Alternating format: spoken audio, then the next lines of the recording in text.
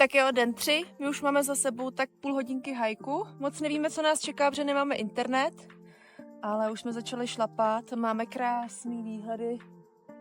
Jdeme takovýmhle hezkým údolíčkem a je to fakt pěkný.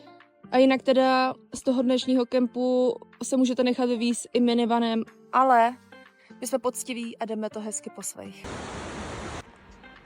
Já nevím, jestli to jde vidět, ale tam na tom jde takový človíček.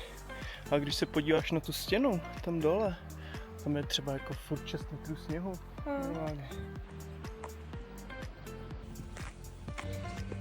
Tamhle nás čeká naše zastávka. Dáme si tam něco dobrýho. Pokračujeme Col de la Seine, Tour de Mont Blanc, 2 hodiny 30 a Refugie des Motets, půl hodinky. Uí.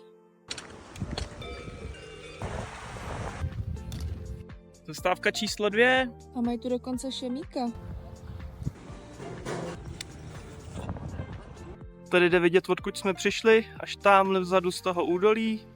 Celý jsme to takhle prošli, až tamhle do té chatky dole, cestička nahoru a tady nás to ještě čeká. Mravenci.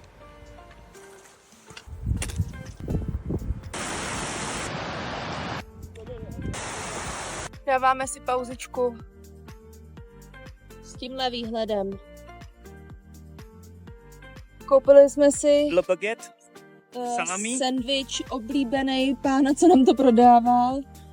Salámový dole, co jsme byli v kempu. A jdem trošku odpočinout. Ještě nás čeká docela štrika, si myslím.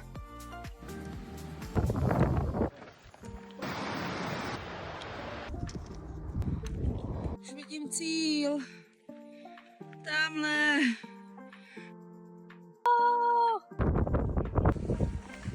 Tak my už jsme konečně v Itálii.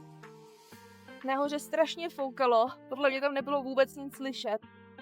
Vyšplhali jsme teda na nějakých 2,5. Poslední metry. Ty jsi to úplně vysprintovala. Cože? Ty jsi to úplně vysprintovala. Jo, už ty těstoviny. Těstoviny nejsou.